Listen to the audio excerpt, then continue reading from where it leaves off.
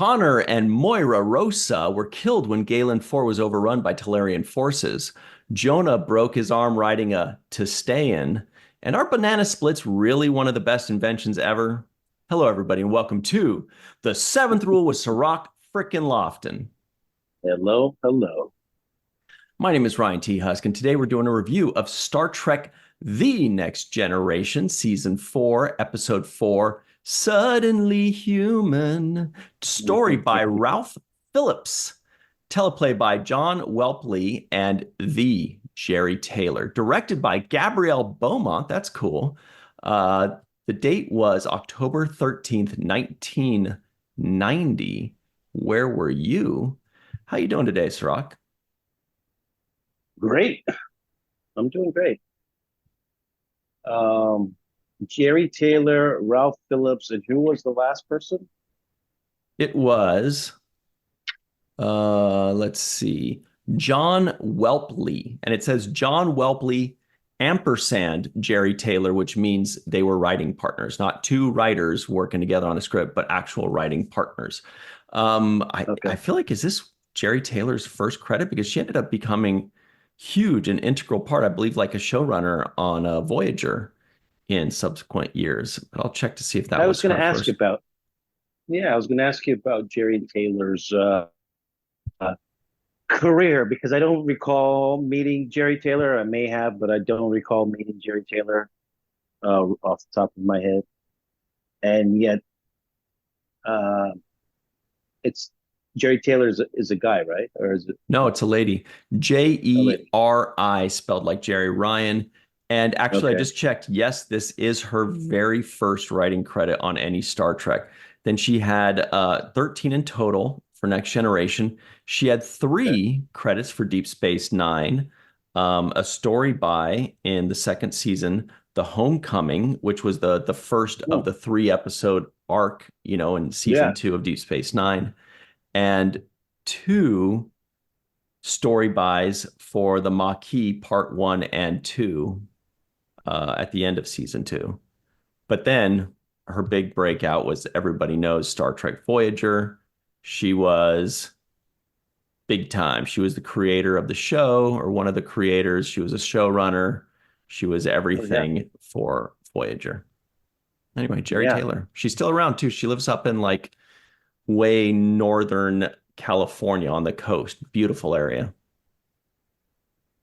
Yeah, I'm seeing she's 86 years old. Mhm. Put it down. Great. So yeah, I don't think I met her, even though she did write an episode. I was in Homecoming. Surely. Yeah. Um, but yeah, I don't remember meeting her ever. But definitely shout out to Jerry Taylor. My first impression of when I first, the episode started right away. My first impression I love this. was uh, not another kid episode. Kids again. That's That was the me, first me too.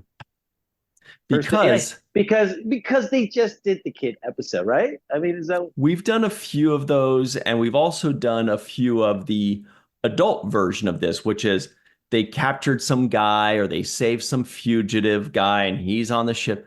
And I'm like, wow, Next Generation is all over this storyline, whether it's a rescued child or a rescued rogue bandit guy. I'm like, there got to be a dozen of these episodes already. Deep Space Nine, mm-hmm. I can remember a couple like Tosk early on, but that was great. That was a great twist there. I remember the one with the kid Jem'Hadar that grew really fast. But Mm-hmm. there was also one where Kira like fell in love with some rascal or something. I don't know. Anyway, but Next Generation loves this storyline, right? Yeah, it actually needs like a name for it. I think we talked about this before, but it's the we have the guy that you want and you need to give him back type of thing, you know? Right. We had an acronym for it. I remember what the Yes. acronym was, but I can't remember what the words were. What was It's the acronym? Yeah, I remember that we talked about this. It's the asylum seeking yes, sentient, the ass. asylum seeking sentient. You got it. That's exactly what it is. It's not Yes. ass, it's A-SS. Oh, Of thank you course. for clarifying that. This So is definitely an ass episode. This episode is ass for sure. it's funny. We just came up with that, and here they come bringing it back again.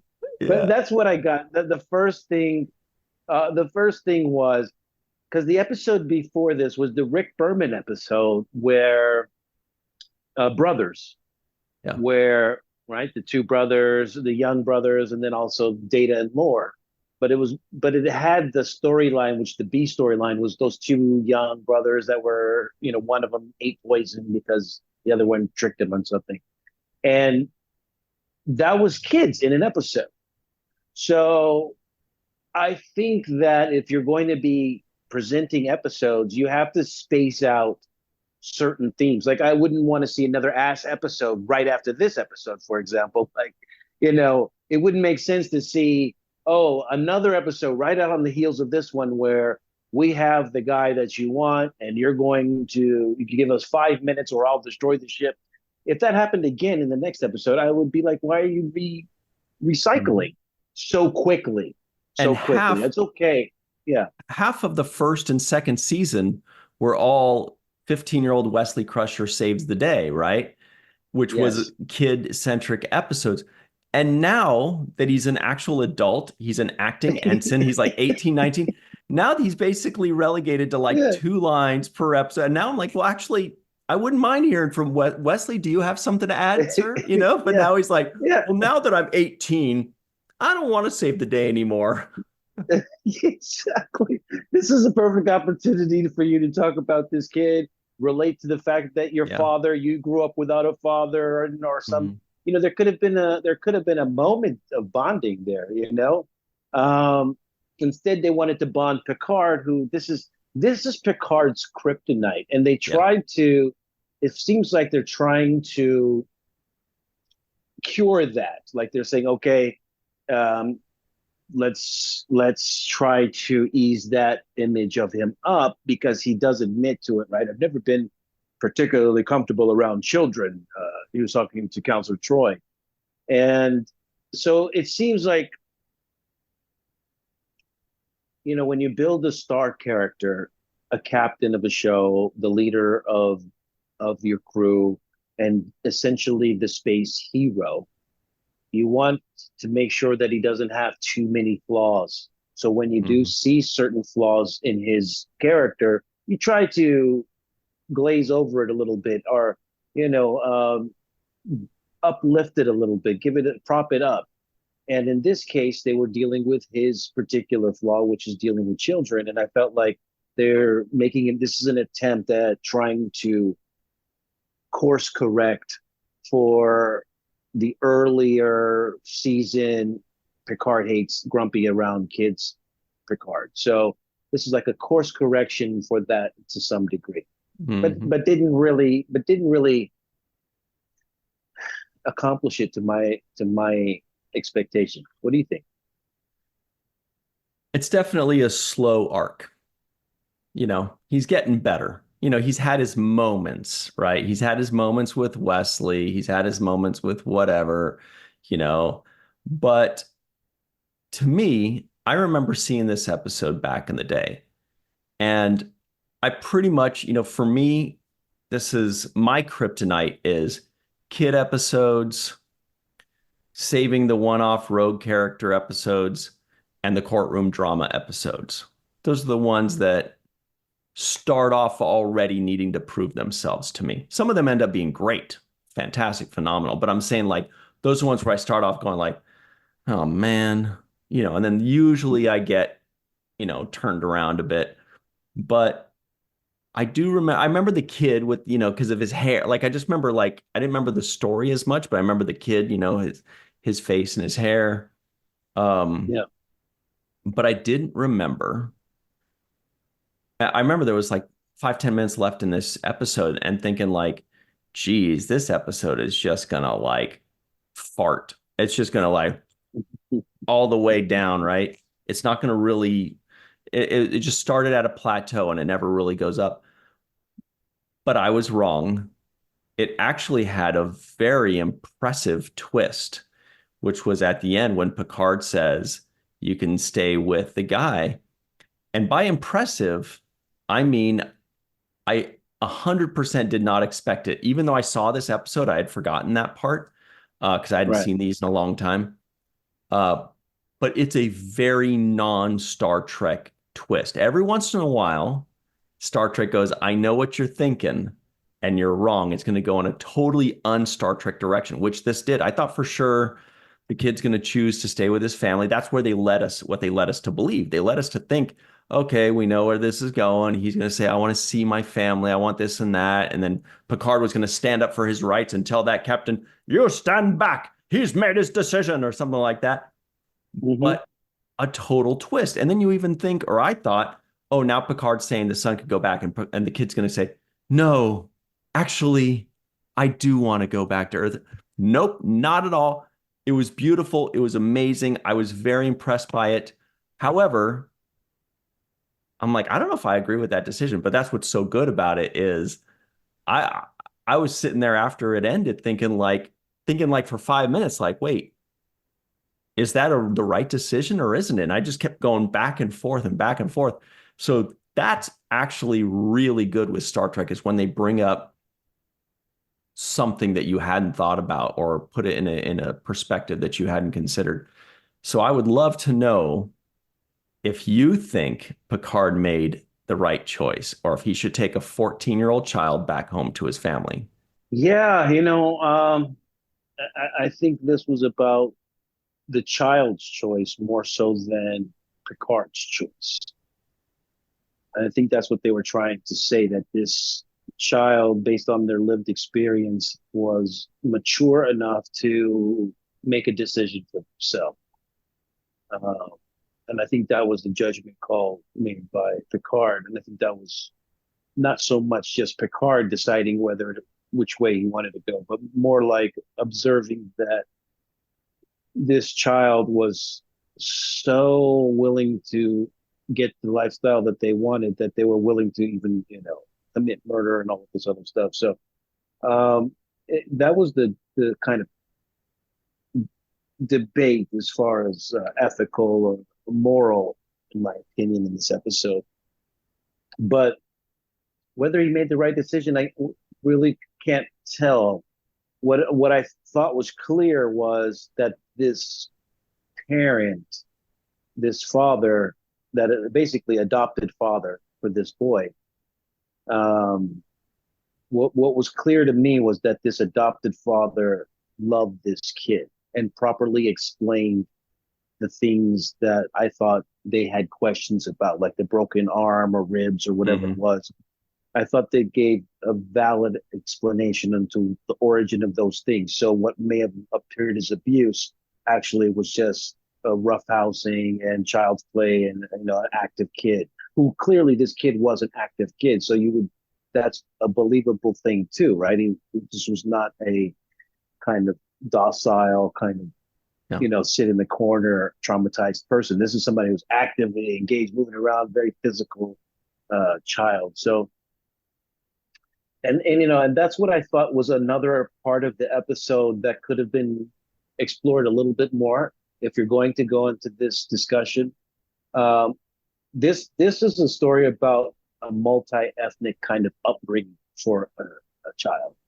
This is a Yeah. child who grew up as a human, now growing up in a Telarian culture, and he mentioned all of those things that they do, running by the river and making those sounds and stuff. So this is a person that has adopted Telarian culture and is basically has a multi-ethnic upbringing.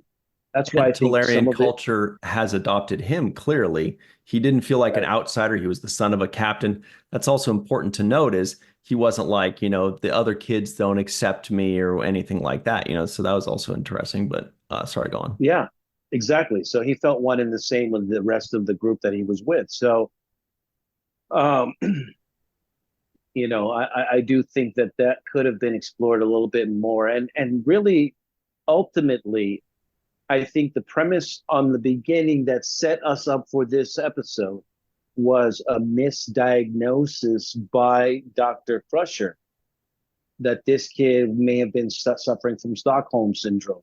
And that automatically kind of triggers us to think, oh, this is a person who has fell in love with their captor and, through abuse and mental torture of whatever kinds of ways, has now identified and bonded with this person based on abuse. Mm-hmm. And I think the misdiagnosis should have been injected differently because it reflects negatively on Dr. Crusher. It would have been better if Dr. Crusher gave a list of possibilities of which maybe Stockholm syndrome could have been one of them, but there could have been other kinds of traumatic, impacts on this kid's behavior that she could have also said, well, he also could be suffering from a deep concussion and and suffers from these kinds of symptoms of memory loss and that or whatever. And so there should have been a list of things that he could have been suffering from, Stockholm syndrome being one of them. But by automatically going to that as the first initial, like, this is it, this is the diagnosis, that did a disservice to this kid and to everybody else. Yeah, sets us on the wrong course. That's a really good point. I hadn't thought of that. Now, I can't help but think, like, if only Picard had like somebody on the crew that could like sense the kid's feelings, and if they had like somebody with a superpower like that, that could sense the kid's feelings and would know, no, he's not suffering from Stockholm syndrome. He's just a normal kid that really loves his found father. Boy, like a counselor. You would need to have like telepathy or something. Yeah, like but unfortunately, but there were some scenes with Counselor Troy also giving advice, so that was interesting. If you only had somebody with a superpower to be able to read minds. Yeah. And interestingly enough, that was another thing. She was able to sense a life form aboard a ship that was on its way in the beginning of this episode. That she's like, I sense somebody's there aboard or something like that, right? Was there? I sense he's alive. And again, they went to her too late. They speculated. They said, well, we don't know if there are any life forms on there. Well, sometimes they like to kill people that come on their ship and blah, blah. And they're going back and forth and back and forth. And Troy's just sitting there going, when are they going to ask me? I could literally end 7 minutes of mansplaining right now of people like trying to outdo each other with trivia by just telling them. But I'm not going to tell them. I'm going to wait until they actually turn and ask. And then they ask, and she's like, oh, you realize I'm here. Yes, I'm Counselor Troy, and I say there are people on board, so go ahead and let's move forward with that, okay? Time's wasting. Yeah, but that again, this is the weirdest superpower that she has because it turns off and on based on the episode. Yes, it turns off and on, and the range, like she was aboard the ship, sensing another ship away. I don't know how far away that is, but it's not. It wasn't. But close. Not a kid 8 feet from her. But when he's standing right in front of her face, she's like, I don't know. I don't think. I maybe it is Stockholm. You're right.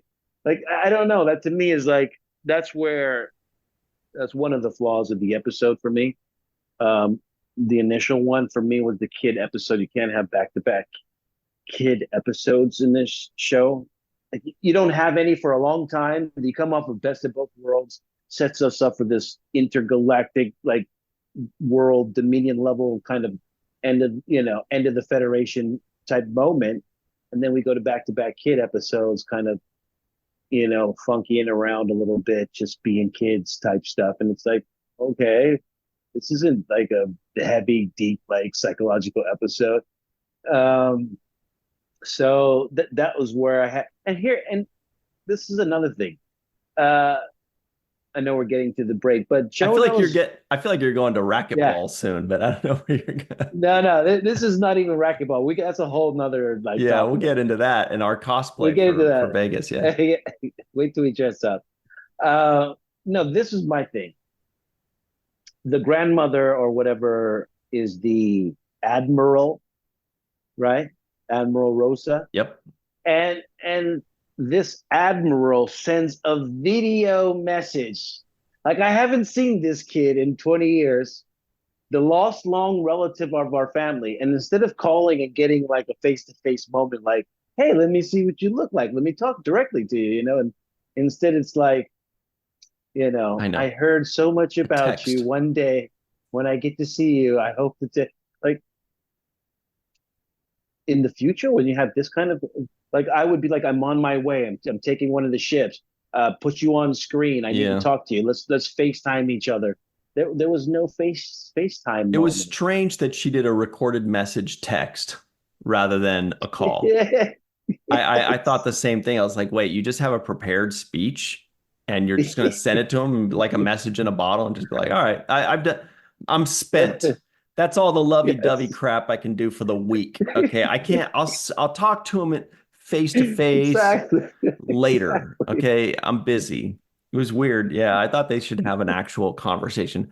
Um, but I did want to talk about the grandparents too, but we got our break coming in a minute or two here. So before we get to that, I would also like to point out, we did mention the racquetball. That was, I think Picard said something to the effect of, when I have a big decision or something like that, I go and play racquetball. Like I've never played racquetball. Okay. I Yeah. played tennis and I've played ping pong, and I see people playing pickleball, completely taking over tennis courts at the local parks, which that's seems kind of annoying to tennis players, I would think. But racquetball seems like a sport when I see it being played where you don't have time to ponder life's decisions because it's moving so fast. Everything's moving and you're reacting and you're going. If you're even thinking Yeah. about anything other than racquetball, that ball is going to hit you in the mouth. Maybe I'm wrong, but that's what it seems like to me. I've only seen people play racquetball, and I think I did some workouts in a racquetball area, but I wasn't actually, playing the game. Here's what I think. I think he was thinking about aggression. I thought that's what my interpretation of what Picard was saying. Hmm. When I have things on my mind, it's like going to hit a punching bag. You're releasing anger and you're releasing aggression, and I thought that's what he was taking him there as a release valve for anger. That's a Because much better really, take. Yeah. yeah, that's what I thought. Because this Hmm. kid looked like he was built up with anger, and he wanted to like swing. Obviously, he wanted to kill somebody, so he was very angry the whole time. He was fighting people on the bridge. They had him by uh, and Picard has to walk. Stop doing that. It's like, okay, it was very, it's Stop like, trying to okay, kill people. And so, oh, the howling. Okay, well, we'll get into that. oh Hang my on, god. everybody, stick around. We're going to talk about the howling. And by the way, I watched with the closed captioning to make sure I get all the alien names right and stuff like that. When I hear howling and the closed captioning says wailing, do you guys think that was howling or wailing? We'll talk about that. So do not go anywhere. We'll be right back on the seventh rule. Hello, everybody. Welcome back to the seventh rule with Cirroc the Game Changer Lofton. Game changer. Here are the trivioids of the week. Kind of some weird ones. A Talarian spacecraft is adrift. Connor and Moira Rosa were killed when Galen 4 was overrun by Talarian forces. Captain Picard is not cringing, he's just acknowledging his limitations. Captain Picard nearly skipped his entire childhood. The Alba Ra is a contemporary Talarian musical form. That was nuts. Jono broke his arm riding a Testaean. Talarian warships are limited to neutral particle weapons, high energy X-ray lasers, and Merculite rockets. Not the best trivioids, but they're trivioids nonetheless. they, they, Yes, they are. they now, if somebody says, well, what did Talarian warships have as far as weaponry? Well, neutral particle weapons, high energy X-ray lasers, and Merculite rockets. Okay, well then how were they able to take over a Federation colony? The world may never know. Anyway, from the howling, yeah. the So what did you think about that howling wailing or or the wailing? howling. Yeah, What I think that was the most annoying. Like I was with Picard on that. Shut the hell up! it It was, but it worked. was annoying. It was Yeah, sufficiently annoying for us to completely understand why yeah, he's saying, dude, you gotta stop this. I know you're yeah, 14. I mean, your actor's yeah. probably 23, but whatever. That's how they Probably did. That's how they did it maybe back then. 21. They're just Yeah. like, let's just get a short 20-year-old. Okay, that's good enough. He's short. Even Worf was like, I don't want any. I got to get out of here. Worf dropped him off in the room, so he started howling. He turned around and was like, I'm out of That here. was another They don't kid pay me. episode when They don't Worf pay had me his enough for this. when Worf had his brother. Remember, he made a brother, like whatever the kid's name was. Forgot the kid's Oh name, but yeah, he's like, I yeah, will be yeah, your brother. See you never. That was it. yeah, That's the end of that kid. Jeremy yeah. Ashter, something like that. Jeremy Ashter or something. Yeah, I Anyway, will put him to bed. Now we know how he puts kids to bed. He walks in there, he turns around, and he walks right out. there you go. You are in the bed. Yeah. What you do from here Time on to out sleep. is your business, not that. Uh, Okay. So there are a lot yeah. of points of view here. From the Temerian captain or Talarian captain, sorry, Temerian is, I believe, Darmok, which we'll meet later, Captain Dathon.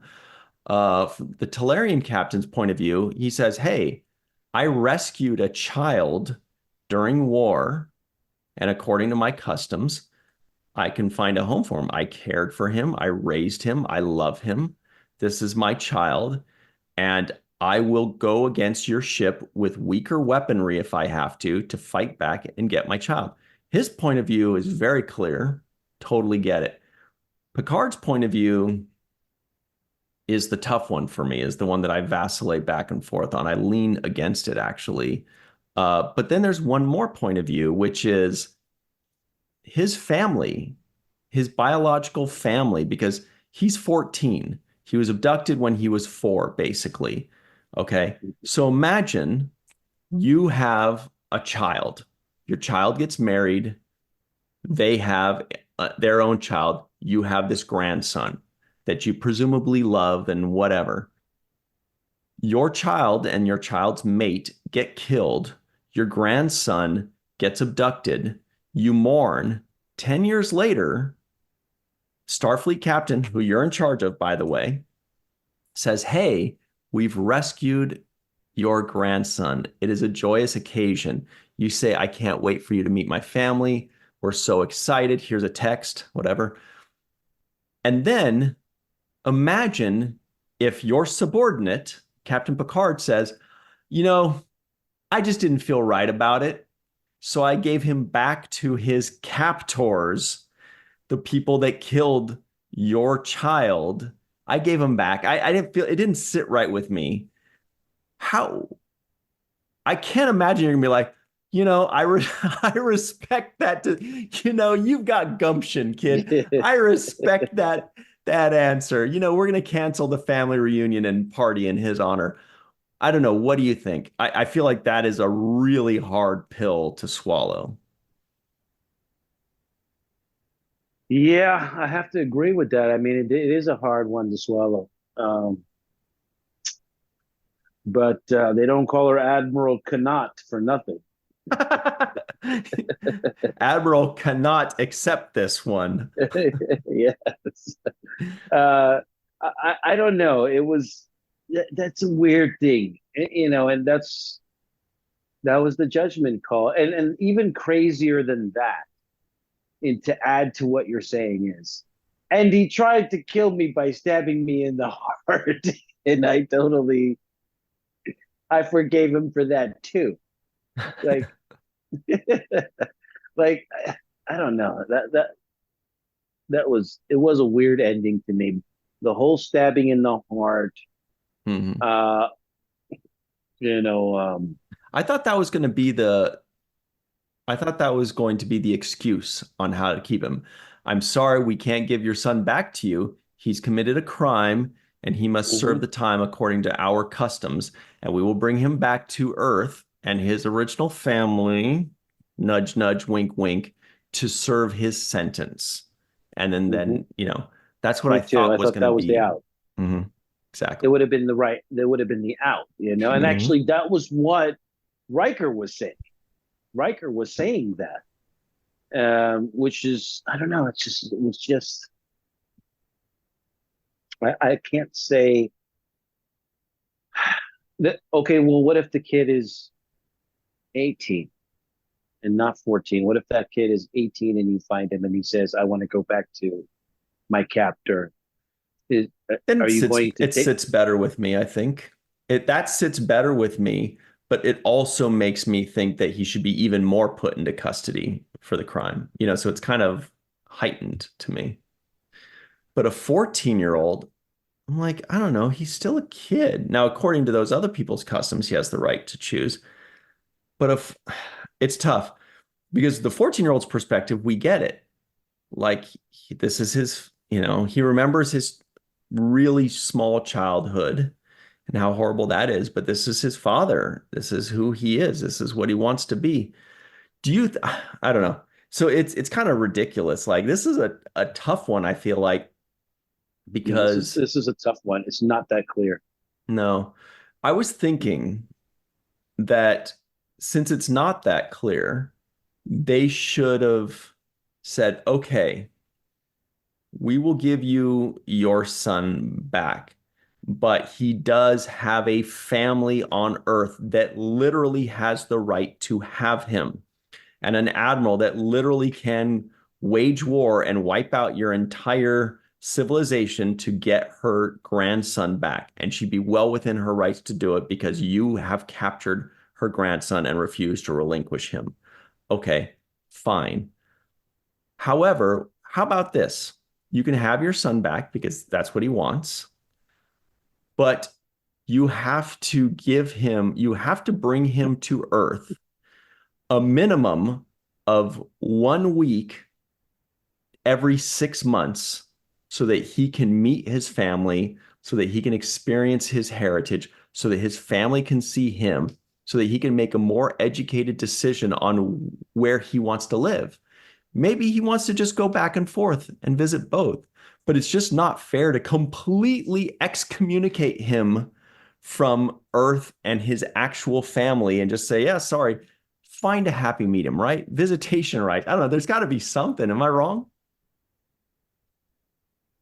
Yeah, I can't. I don't know how it would work under those kinds of intergalactic rules, because this is technically an adoption.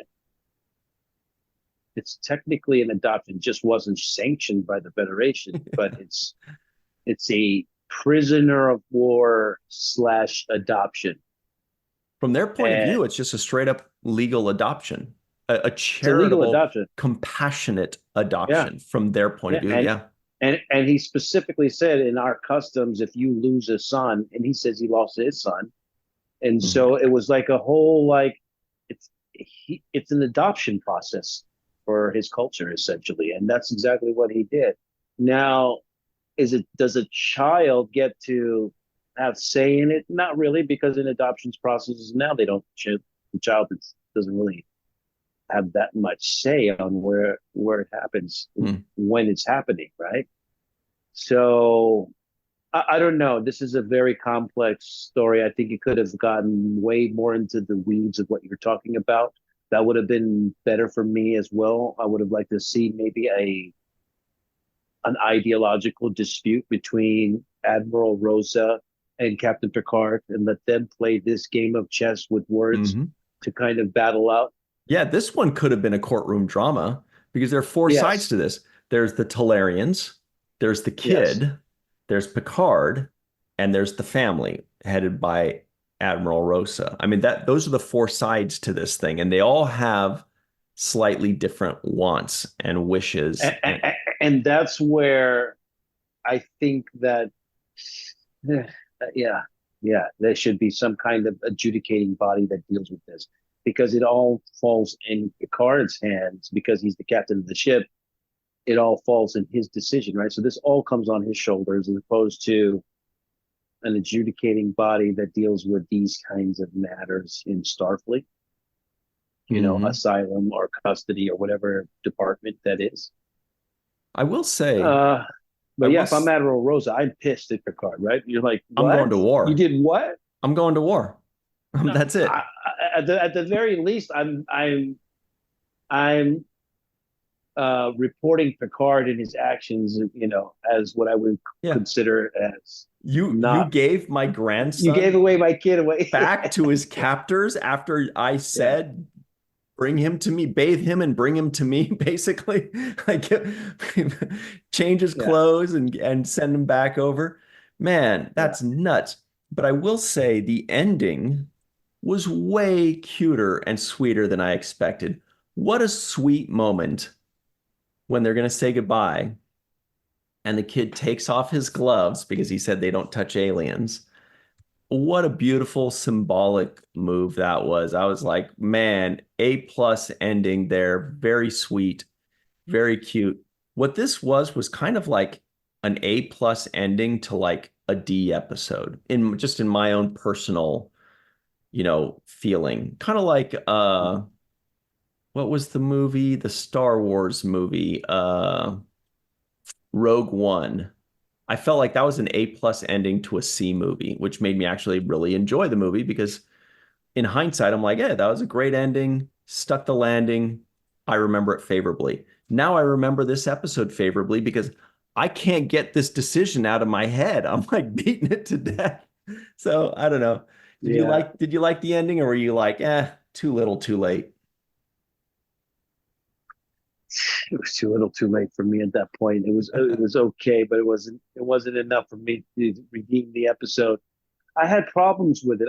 I had problems with the murder. I think they could have written something else. I didn't think it should have been a murder. I think it could have been him trying to escape, grabbing a shuttle pod or something, trying to just take off. It should have been something else. The murder aspect, it wasn't believable. The other part that wasn't believable for me was they find this kid. He's super hostile. There's three guys on the bridge trying to hold him back because he wants to flip out because Troy asked him to take his gloves off. And then Picard invites him into his private quarters. Like, I don't see somebody who's exhibited that level of instability being invited into somebody's private space like the captain, Hmm. who's the most important person on the show. So it didn't hold true to me in that way too, because now obviously you left the captain's life vulnerable, and you see how, so that showed poor judgment on his part too. So while they were trying to redeem his kid friendly appeal, they actually made him have a set of very bad judgment calls. One, rushing to the agreeing with the Stockholm syndrome.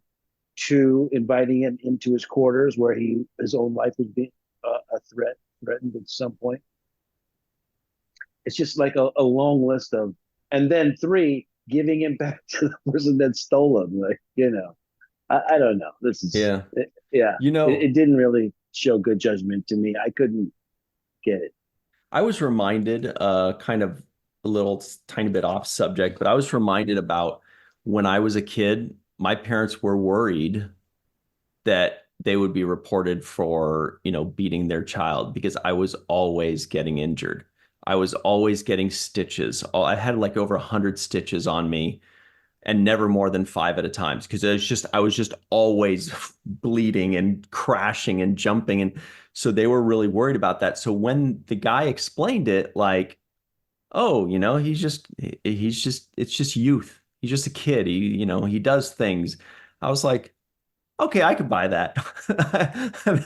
I can buy Yeah, that. I don't know if it's true with yeah. this guy yet. We'll see, but I can buy it. Some kids are tentative, some kids are pensive or they plan ahead. Other kids are just reckless. Like we don't know what we don't know. We Can think I we're give? invincible. Yeah, no, you're 100% right. And I wanted to add to, it just came to me how I Yeah. would have fixed this story. Ooh, finally, we only have Uh, a few minutes left. Thank God you got it. I'm ready for it. this is what I would have done.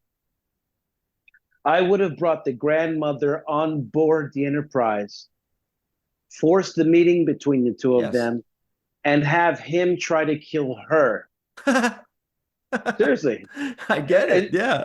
yeah, like he Let's see tries to how kill much he her. really means, Yeah, how much he really feels yeah. this. Yeah. He tries to kill her. She survives the same way Picard. Picard is adamant that, oh, I'm going to lock this guy up because he's tried to kill the Admiral and there's no way I'm giving him back. And then the Admiral says, no, you know what? I have been convinced that he doesn't want to be here with me. He won't be happy on Earth. Da, da, da, da. He can go. And that way, the person who releases this boy or absolves his is the person who actually has rights to Totally. parental rights. That actually has the right to make that call. Yeah. Yes, yes, yes, yes. That would have fixed this story right there. They just had to bring Admiral Rosa on board, who comes in another ship, comes on board the Enterprise, and the whole Admiral on board the ship, and then the boys trying to connect with his grandmother, doesn't want to, stabs her instead. She survives, and this makes the judgment call at the end while Picard's saying, "No, I'm not going to give it back." That would have been perfect. Makes it more palatable. Jake Sisko, you should be a writer. I think That's what they wrote. I think there's something there. I think there's something there. I would have Okay, fixed it. Would have fixed it. that's interesting. Okay. They did bring up a lot of other things. They did mention capital punishment. You're not going to die at my hands or anyone else's. Don't know if that means there's zero capital punishment, but certainly not for attempted murder, which seems to me like he was trying to imply there isn't any of that in the future. They also mentioned, oh, here was something that was really interesting. Uh, the lighting on Picard when towards the end, there are a couple scenes with Picard in his room, I believe, in his quarters. The lighting on him looked exactly like the lighting in Star Trek First Contact, the movie. Towards the beginning of the movie, when Picard is aware that the Borg are back and like a Borg implant fucking comes out of his eye. It's nuts. And you know this because he was captured by the Borg before. But when I saw these couple scenes and there was kind of like a close up on him and it was kind of darker on one side and kind of like grayish, bluish lighting, it looked basically identical to the lighting from First Contact. So I immediately was transported there. It was really cool. It was just funny to see that connection for me. But I don't know, anything else on this, Captain? Oh, Did, go ahead. did you catch the rock and roll that they played in there when they were like, "This is Alba Ra"? He's listening to Alba Ra. When the boy was listening to some music, and Yeah, yeah, yeah. Picard walked in, and he's like, "Hey, to turn that off." It sounded like some kind of rock and roll type thing, right? It was like the There first was time I heard rock and roll. definitely there was definitely some 80s synth guitar going on and definitely some electric guitar going on. Yeah, So yeah. yeah, there was definitely that. And I was almost into it. I was like, it almost works, but there was some musicians that are like, I thought of you when I heard that. I was like, maybe Ryan knows where they yeah, sampled this check that out. That's called Horny Purple Toad. They're an 80s band. Not a lot of people know about them, but no, here's the thing. This is what I noticed with musicians. It's impossible for them to make something completely bad, right? If you hear a singer that's a trained singer, and if you say, okay, uh, Sing off key. sing something Yeah. terrible and off key, they can't actually do it. They can make it sound whiny or silly, but they can't sing off key. Like their vocal cords are still trained to go. Same thing with musicians. You could tell these are musicians being like, we're going to make this thing sound horrible. But I'm like, it was still pretty okay. It was It still wasn't kind bad. of like, I was like, let it play for a little bit longer. yeah, Almost cut I'm it off too almost early. with it. Yeah. Well, all right. So check this out. I think it's time for the home run of the episode. Oh yeah, it definitely is. We got to roll. Okay. Home run of this episode. The the father was the home run in this episode. I thought the father was believable, consistent. I know he didn't have much to do in this episode, but the parts that he came in, he sold me on. There's no real foul play going on over here. I've been taking the best care of this kid. I treat him like my own son, and I'm willing to go to war over it because I love him that much and risk my own life. That was the winning performance for me because I believe that. That's amazing because that's totally mine. And I was like, I actually was like, oh, we'll have a different one this time. But then I thought about it, I was like, I don't know, because there wasn't really a standout performer other than the father. I felt like that was the clear answer. And for me, it was because he made this episode work to the best of his ability. It was his performance that leaned us as an audience into understanding his point of view. Without an A+ performance, he is not a sympathetic character. We don't care what he says, even though should be according to the writing. It was especially his performance when Picard said, "We will return, the child back to your custody." And he looks at them with all this genuineness in his eyes. And he says, "Thank you, Captain." And it was that performance that I was like, whoa, this guy just turned me around. This guy did what the writers were intending to do, but we're not really sure if they did it. He made it work. So I totally agree. Great, great job by him. We should shout out his name very quickly so that he gets the love that he deserves. His name is Captain Indar. Yeah, AKA. Sherman Howard. Great job, Sherman Howard. Okay, and also a great shout out to some other people, and their names are say it with me, you know them. Homer Frizzell, Dr. Marie Segal, Eve England out in Wales, Yvette Blackmon-Tom, TJ Jackson-Bey out in Missouri, Titus Mohler, Dr. Mohamed Noor, Tierney C, Dieckmann, Anil O, Polat, Joe Balsarotti, Mike Goo, Dr. Stephanie Baker, Carrie Schwent, Faith Howell, Edward Foltz, My Life from Tokyo, the Matt Boardman, Chris McGee, Justin Weir, Jake Barrett, Henry Unger, Allyson Leach-Heid, Julie Manasfi, Jed Thompson, Dr. Susan V. Gruner, Glenn Iverson, Dave Gregory, Tim Baum, Chris Stern, the Roddenberries, and of course, Jason Okun and Greg K. Wickstrom. All right, everybody, stick around. We got the free-for-all. We'll be right back on The Seventh Rule. Hi, everybody. Welcome back to The Seventh Rule with Cirroc Lofton. This is the free-for-all. Can you believe it? With Melissa Longo, who is here. We've got Jason M. Okun as well. Greg Kenzo, the macadamia man out in Hawaii in his Neelix and Chill shirt. We've got Eve England out in Wales. We've got Allyson Leach-Heid finally back in New Mexico and with her Ferengi Eyes shirt. Cool. Mai is live in Tokyo with something important to tell us, I'll just bet. Carrie Schwent is wearing a Be Kind shirt, just like Stephanie was. The Matt Boardman is here with his To the Journey shirt. Chris Stern is here, the wine guy. Faith Howell on the bridge of the Enterprise D. And Chris McGee is going to tell us things that we hadn't considered. First things first, Jake Sisko guesses the IMDb score. I'm gonna say this was a 6'7". 6'7". It's a Paul Pierce. It's a Paul Pierce. Got it. Okay. Yeah. Does anybody else have any guesses as to what the voters gave it on IMDb without knowing the answer? I looked this time. 7.2. It was 7.2 this time. Yeah, same, Chris. Oh, okay. Greg Kenzo says he looked and he's seen everything. Everybody knows that. I've seen it. I've seen it all. I've seen all. The answer is 6.4. 6.4 for Jerry Taylor's debut. And were there some kinds of or some sorts of? None that I caught. Anyone else? Non-appearance mentions? I didn't get one. All right. That dead air ends when Melissa Longo tells us what she thought of this episode.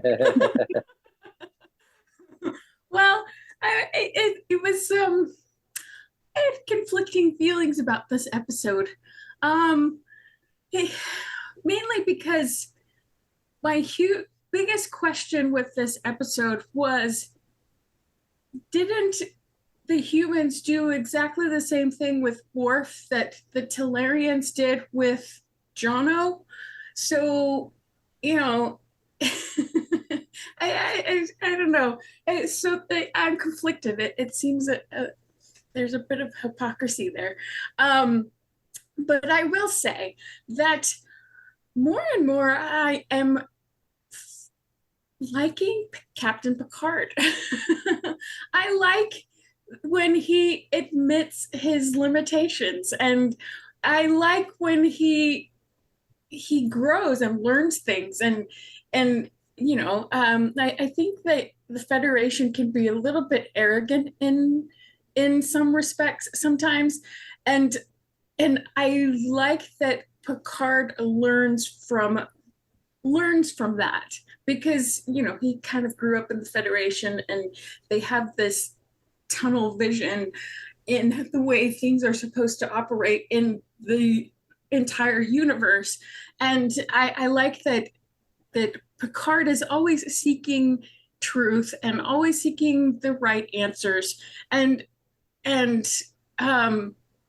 admits when he's wrong. So I got that from this. And I have to say that one of my sisters, and I can't remember which one, had the hugest crush on Chad Allen when we were growing up, because he was on in Tiger Beat, and when was that other one, the Bop one? I can't remember. But Cowboy Bebop? I think it was just Bob. Bop? Yeah. Or the Big Bopper is a music thing. Yeah, pretty sure it was Bob. Okay, yeah, but yeah, so confliction. But I have to say also, Ryan's background reminded me of that. My favorite moment in the episode was when Wesley gets banana split all over his face. That was funny. That's all I have. Also want to ask everybody in the next segment, Things Left Unsaid, if banana splits truly are one of the greatest inventions, because thanks very much, Melissa Longo, for that. Yeah, it would have been cool if they involved Worf in this discussion, because it's Yes, kind of knows what it's about. Yeah. Jason M. Okun is here, who knows pretty much everything about everything. What do you think about this episode? Not enough about banana splits. I've always been a little bit conflicted about this one. I found it to be uncomfortable to watch in many different respects, because it is to some degree controversial with what happens story-wise, and I think Deep Space tried to do something somewhat similar with Cardassians, and you have kind of with a different outcome, a similar type story. And to some degree, perhaps the contrasts would have been better had the alien conflict been a little bit more sort of fleshed out. The Federation seems to be at war with everybody. They were at war with the Cardassians, with the Klingons, with the Romulans, and now somebody else who in that race doesn't seem to be all that powerful to begin with. So it's kind of it's a little odd. Almost seems like it's shoehorned into the story. So story-wise, something was a little off, and to some degree, visually, to me, it was a little off, and we'll talk about some of that later. So again, I don't have a ton to say about this. It's certainly not bad, but for me, it's a sort of a step down from a couple of things we've seen certainly in season 4 and toward the end of season 3. Thank you very much for that tease, Jason M. Okun. I'd like to hear your opinion on the lighting too, because I mentioned to Cirroc that a couple of the scenes, the lighting on Picard looked exactly like First Contact lighting when he had the Borg thing coming out of his eye in the dream sequence. We'll talk about that. Gregory Kenzo is out in Hawaii. What's up, Greg? What do you think of this one? Yeah. Not my favorite episode. I'll just start with that. Maybe it's because I think this is where I stopped watching when I joined the Seventh Rule. And so it was kind of like I knew what was going to happen. But yeah, so I'm excited for the next episode or the ones coming up. But to speak about this episode, this is the classic nature versus nurture debate. I think Jason already mentioned It's a lot like the DS9 episode Cardassians. It's season 1 episode. It's the one where the Bjorn kid bites Garrick's hand, like out of nowhere. Yeah. Oh yeah, that's right. What's his name? But yeah, this had some good parts. The tearing up of the Tellarian father at the end, like that's what really got me. Like all that posturing he was doing was because he really just loves his son. But just a few tidbits all throughout that Tellarian music that was pretty banging. This made me want to play racquetball, really, like behind me, and I want to learn 3D chess because it just looks interesting. And I kind of really got into chess after the Queen's Gambit. Good series. The philosophy, yeah, it's a great series. The philosophy I took away from this episode is the age-old debate: do we have the right to impose our morality on other cultures or people? In what situation, what location, and to what extremes should Starfleet intervene? Yeah, cool. So. Good stuff. Thank you very much, Greg Kenzo out in Hawaii. Eve England is also out somewhere. It's Wales. How are you today? What do you think of this one?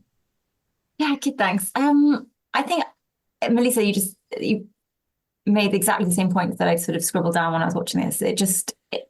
I found it, I didn't dislike watching the episode. I thought it was quite a nice, easy episode to watch. There were lots of things in there, great bits of dialogue and interactions between the characters, which I liked. But like I said, I think what jumped out at me is it just seemed odd that they, put him with Picard. I liked some of the interaction we then had as a result of that, but I don't think that worked. And like I said, I think Worf would have been a much better fit for dealing with that in terms of the in-story situation. And then I think what I did like about it, but didn't like about it at the same time is the fact that, they really did show how sort of stuck in their ways that the Federation and Starfleet is, in terms of, never once did they really just sit down with Jonah and just talk to him about what he wanted and try to understand his experience. They just made all these assumptions, and they were trying to, pigeonhole the whole thing to fit their own agenda. So, and I think we've seen it before, I do like this sort of question, this overarching question as to, questioning what the Federation and Starfleet actually is, and are they any better than the Borg in some respect, in terms of how they're always trying to assimilate and get everyone to be more aligned with their own traditions and sort of ethos, etc. So I thought this episode really played up to that, and it was interesting then that it was right up until the end when Picard really realized that that's what they've been doing, and I quite liked the fact that they did have that realization that what they were doing wasn't right, and they had they'd made a mistake, and I quite like it when they show that vulnerability and the critique of the Federation and Starfleet in that way. And that's what I did like about it. And I don't know whether that was intentional, but when you look at it from that perspective, I thought that was quite interesting. So yeah, and I did also just find that sort of 10 forward scene just absolutely hilarious. That was brilliant. It's worth it just for that. Thank you very much, Eve England out in Wales. Allyson Leach-Heid is back in town, her town that is. What do you think of this one? I'm going to fall into line that it was never one of my favorites, but I want to give Jeri Taylor props for this being her first episode. She wrote those characters very well for what we have established for them. Riker telling Data to go, check under humor, subheading slapstick. That was funny. I really liked that. That was a great little interaction between them. And I loved the way she wrote Troy, which is great. I'm really excited to have somebody actually write Troy well. Just her looking at the captain like, his dad's a captain. He's going to pay attention to a captain. He's only talking to you. You need to do this. And guess what? You're going to be better at it than you think you're going to be, because you're actually going to try. I'm going to make you try. So I really liked all the scenes with Troy and Picard in this episode. I thought she brought humor to it and a little bit of seriousness when it was needed, because she will definitely be a little bit funny to Picard, which I enjoy. And his facial expression when he's like, what? No, you're not going to make him stay with me. No. And I'm like, that was wonderful. So there are little bits of this episode that I think are fabulous. I'm also going to be in the camp that they should have been talking to Worf about this situation the whole time. Maybe not so much Beverly. I mean, I know she's a mom of a teenage boy, but Worf went through this and is an adult. So he has true opinions about this. So I did think they should have had more Worf in this episode. So I always think of this one as this is the mirror Worf situation episode. That's how I remember it. Excellent. Thank you very much, Allyson Leach-Heid out in New Mexico. Mai is live in Tokyo. What's up, Mai? What'd you think of this one? Giving you a pause there in case you need to edit my entire thing out later. Just being polite. Endar says he rescued Jono. Rescued? That's nonsense. It was forced adoption. It was kidnapping. There are other terms that are much more accurate. I mean, was Bob Marley singing of 400 years of loving adoption? Yes. Are we to praise the foundation of America's historical rural labor supply? Shall we now condone the federal policy in the late 1800s, otherwise known, very Star Trek-like, as the assimilationist era of forced adoption of Native Americans designed to slowly and insidiously dismantle Native American society? Let's call it that what it is. Let's call it what it is. It's kidnapping. It's simple kidnapping. The issue is not about a cultural clash, as is described by the producers or directors, whoever they were. It's or feelings of belonging here or there. Worf says, "Is it worth it to go to war over a child?" I'm not even going to make a comment about who favors that. But Crusher replies, "You might not ask if it were your child." That's the Israeli position and mine as well, I'm afraid. Jeremiah is playing space racquetball. He has a PTSD flashback. What more proof of the crime and tragedy of his kidnapping do you need? Picard's statement about the crime being his own was apologist and, to me, wholly disgusting. In so many words, he condoned kidnapping. As we recently celebrated the birth of America, its supposed freedom, a freedom which is only freedom for part of the society, anybody who's ever felt pain or empathy at the plight of African Americans then and now, anybody who's ever felt shame at the plight of Native Americans, must either be equally disgusted or question whether they actually truly care about those issues so pertinent to American society today. I think giving 6.4 to Jerry Taylor for this is an overly generous gift. I can't support it even one tiny bit. But besides that, Mai, did you like it? Thank you very much, Yeah, Mai. Mrs. Lincoln, did you enjoy the play? That was the play, Mrs. I was thinking the same thing, actually, the Lincoln thing, but I was like, I don't know if people know that one. Thank you very much. I gotta call it for what it is. Mai. It was bad. Carrie Schwent, do you agree? Your thoughts? Yeah, how to follow that? Yeah, I like it, and there are parts of it that sort of trigger a couple things for me, having been through very, very briefly a whole custody thing during the middle of my very messy divorce. Yeah, that brings up some feelings, and I kind of lean towards Mai in that respect. But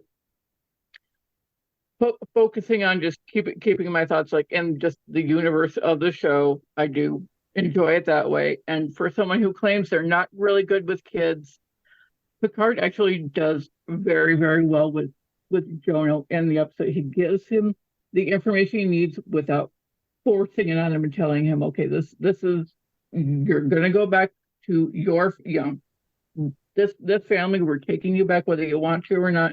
He gives him the information and he lets the kid make the choice. And by the end of the episode, he's got a few things in his head that are starting to percolate. He's starting to remember. So perhaps when he gets a little older, he might explore some of that later on after he goes back, because despite it all, he clearly grew to love the boy that he kidnapped. But there was genuine love there after a while. So the tiny sliver of light in that whole dark situation. But to bring things back up a little bit lighter, I love the hammock that Jono hangs out in Picard's quarters. That looked really comfortable. I am terrible at getting in and out of them, but I do enjoy a good hammock chill time. Yeah, this humor data just cracks me up. His line at the end when Riker's like, "Do you understand now?" No, but I'll take your word for it. That's definitely some steps forward in Data's understanding of humor, and I did enjoy that very much. I wouldn't be me if I didn't gush over the guest stars. The guy playing Jonah's dad, I've seen him in several things, including the original miniseries of Stephen King's The Stand, which I love really? both versions of. Yeah, he's in the very first episode when the super flu is really just getting rolling. But Chad Allen, I had seen him in some of the earlier things he did, but I have watched more times than I can count the entirety of Dr. Quinn Met as a Woman.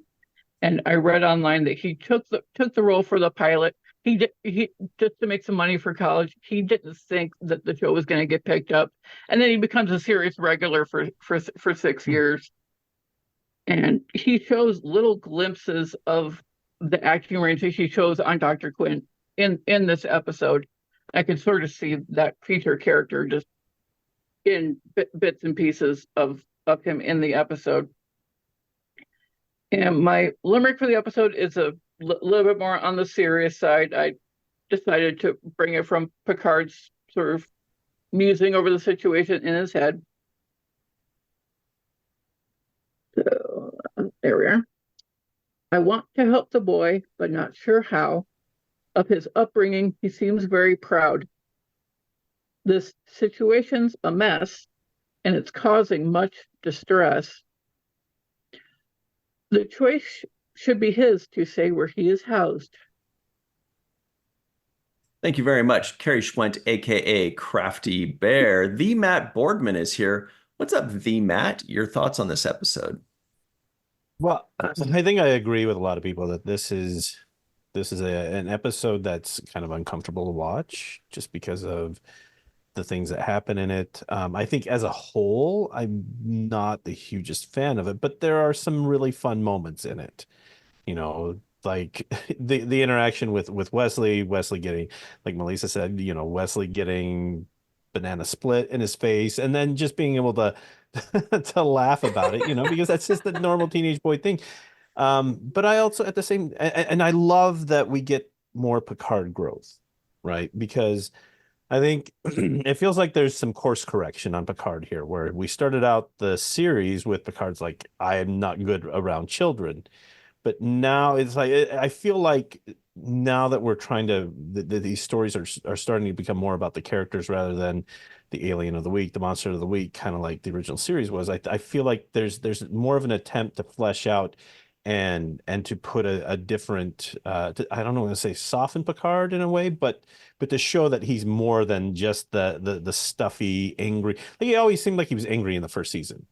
Like, I mean, if I had to wear that jumpsuit, I'd be angry too. But, but I like that we're seeing, like, with each successive episode, we're starting to see more and more of the Captain Picard that everybody appreciates and enjoys, right? And so I like that there's some more growth for him there. I think it's a little presumptuous on the Federation's part that just because they don't understand the situation, they think, oh, you know, we see a couple of scans and we think the kid's being abused, and now we're, you know, white knight charged to this. But I would hope that the conglomerate that is the Federation, that there would be some semblance of tolerance and understanding and rules in place for proper investigations rather than just to see something. And I can only imagine that when this episode aired, I mean, people called and they were mad that the Next Generation was trying to replace the original series, or so they thought. I can only imagine the calls that they got after this when they're showing scenes of potential child abuse and then sending off a child with, you know, just because that maybe people's perceptions of that. So I'm so glad I didn't have to field those calls. But I mean, maybe in those regards, it was a successful episode because you know, maybe whether you like it or you don't, it's definitely causing conversations. Very true. Thanks very much, the Matt Boardman. Chris Sterna is here with an adorable pup. Look at that. Looks like a Oh pit my bull. gosh. Looks like a little Yeah, pit. kind of Yeah, puppy. I'm lucky I'm not getting mobbed. So what do you think of this episode, Chris? Good to see you. Thanks, man. I kind of keep a perspective that it's entertainment. And Star Trek's always been really good since the first 2 seasons, right, of the original series, of entertaining us, but also kind of making us look at some things that aren't always comfortable to look at. And they touch people in different ways. So our own personal experiences cause us to see or notice things, good or bad, more than other people. And it had that effect, but it also was still entertainment, right? And so I think the episode on that level, it hit a home run in that way. Now, on the pure entertainment and fun factor, it's not as comfortable to deal with issues and things that you might strongly disagree with, or there's some trauma in your own background. So that's pretty much what I thought of it. Excellent stuff. Thank you very much, Chris Sterna. I feel like you're down somewhere where there's a lot of wine stored. I'm not sure, but if I know Right you, above there. me. Yeah, Thank right you very above me. much, The Chris. ceiling is amazing. Yeah, I it's have to gorgeous. say, Oh, your yeah, ceiling is gorgeous. Yeah, we live in a log home. It's kind of Yeah. it's cool. Yeah. You can actually So. smell the ceiling from here, Yeah. right? You know what I mean? Smells good. Yeah. These Thank things you very are, much, man. Chris. Thanks, Faith guys. Howell is here. She's on the bridge of the Enterprise D, and we're so glad that she's here. What'd you think of this one? Apologize in advance. I have a screaming toddler next to me, as usual lately. I basically agree with everybody so far. I find this one really easy to watch, and I have very fond memories of especially the hammock and the ice cream from when I was a kid. But definitely watching it today, I hit on a lot of different things. In particular, so Troy has always been my favorite. I guess maybe she was a role model. Thomas, here, you do it. She's a role model growing up. And but in this episode, Thomas, okay, here, you do it. No. Here, how about this one? But anyway, as I was trying to say, she definitely hit on some big no-nos for me as a counselor. Basically insisting that Captain Picard act as a father figure when he's made it clear he doesn't like children. So why are we forcing anybody to act in a parental role that doesn't want kids? Why is she not doing more when clearly this child has suffered some severe trauma? Why is she not doing more to, work with him and talk to him? I understand that they put that piece in there about he doesn't relate to females, but there's got to be a male counselor on the ship. I mean, come on, how many people are here? That's ridiculous. If she is the only one, like, let's talk about short-staffed, okay? Also, why the captain of all people? Like, he doesn't have other things to do? I mean, that just seemed weird to me. I think, and I think I would have matched him up with Wesley Crusher way earlier than the end. Just being around other people his own age seems to me it would be a much better connection than the captain himself. So definitely I enjoyed it. I love the interactions that we do see, but if we're applying any level of realism to this, I think they could have done better. Got it. Thank you very much, Faith Howell. Thank you for that. Chris McGee is here. What's up, Chris McGee? Your thoughts on this episode, if any? Yeah, well, one of the benefits of going last is that my turn will be very short because I echo what everyone has already said and much more eloquently than I ever could. And honestly, I never even recognized the hypocrisy angle of Worf until it was brought up earlier here. However, as was mentioned earlier, I did see the similarities between this episode and Cardassians from DS9. Of course, the final decision of to which family the child in question should belong in that episode turned out quite differently than this one. Also say that this is one of those rare episodes that I typically skipped when rewatching the series. It's not my favorite. One of my favorites. The funny thing is, I can't really explain why. Perhaps because it centers around a teenager, or because there's little to no action when I was watching it as a child, or maybe even because of that annoying morning sound. I don't know. I don't know. But at any rate, I did definitely appreciate it more now, seeing it through an older person's eyes, more attuned to the questions of morality. Also, as was mentioned, this is, I think, a big step in Picard's journey regarding his feelings about children, or at least teenagers in this case. I'll wrap up with my memorable quote. I'll keep it short and simple. And don't worry, I'm not going to make that annoying morning sound. That's not the quote. It is, I'm out. seldom have I heard an explanation so well rehearsed. Good one. Thank you very much, Dark Lord Chris McGee. All right, it's time for Jake's final take. Cirroc, any final thoughts on this episode? I feel like we're going to be like fighting and arguing and things left unsaid. What do you got? Yeah, there might be some fighting. I will say, become a patron. Exactly. If you want to see fighting. I want to say that when Jono first walked into Picard's quarters and he picked something up, I laughed when Picard said, "Put that down." It's like you walk into somebody's place, you start messing with stuff. Like, yo, dude, relax, man. He just got in the door. You can't start picking stuff up. I was laughing for that.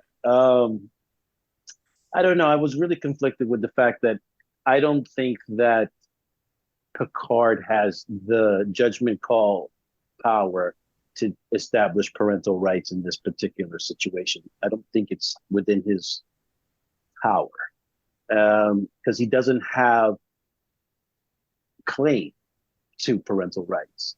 Those claims would go to the grandmother and the family, his ancestors, as opposed to just him being a third party acting as a court or something to that extent. So I just don't think that he has the claim. I think that, once again, this episode could have been fixed if the grandmother admiral was on board the Enterprise, and then that person came to the conclusion that this kid would be returned back to this Captain Endar, who thought he was the Endar BR, right? Hey, yes.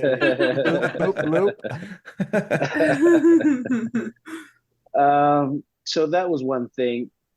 I did think there was some truth to the way this character was identifying, and how you can identify as something other than what you are, and own that. I thought that was something that was believable for me, and within Jono's kind of self-discovery of who he was. The photos of the pictures of his family when they showed him as young, they reminded me of the photos I used to take with my family at Montgomery Ward. We used to go to this, to a shopping mall thing, and as a family, everybody gets dressed up and they have the backdrop. And I was thinking of those photos. I was like, where did they get these photos from? Like, this is like in the future. They still got Montgomery Wards, I guess. Or Sears, or Kmart or whatever. Oh my God. So I thought those photos were really cheap and cheesy to me. Made me laugh a little bit. But, I have to say that one thing I did like which I'm not even sure if I agree that it's the right decision, but I liked seeing Picard admitting flaws in his own, and then Melissa, I think, brought that up. And I do like that. I think it makes him more empathetic as a captain, somebody that I can identify with more when he doesn't always have this perch of, I know everything. Right. When he starts to say, hey, you know, admitting mistakes or self-reflection and those kinds of things, I think make him more relatable as a character. Now, in this particular instance, I'm not necessarily agreeing with the decision he made, but I do agree with the idea of reflecting on yourself and not being afraid to admit being wrong. I think those things make for a great captain in that way. Would have liked to see more discussion even between Riker and Picard during that time when Picard kind of walks into the room and says, no, this is the decision we're going to make. Riker's the acting captain at that moment. I would have liked them kind of step aside and maybe argue it out a little bit. Like, I don't think this is the best decision. I want to do this. Picard says, no, I'm going to forgive him for the murder. It's okay. Or for the attempted murder. That's all right with me. Kind of a little bit of a back and forth there. I could have used that. I would have been cool with that too, to see that maybe not everybody agrees with that decision. Yeah, and then lastly, I'll just say again to this guest actor, Sherman Howard, I thought he did a great job for what he was asked to do, because he didn't come across as much as creepy as he could have.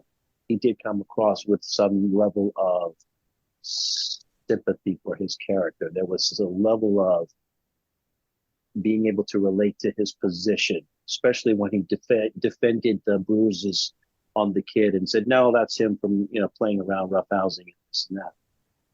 So yeah, those are my final takes on this particular episode.